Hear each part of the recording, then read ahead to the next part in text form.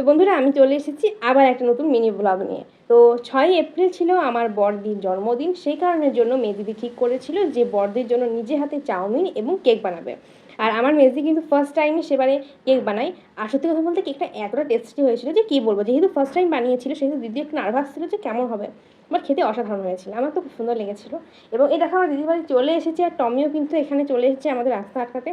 অনেক কষ্ট করে ফাইনালি কিন্তু আমরা ভিতরে ঢুকতে পেরেছি।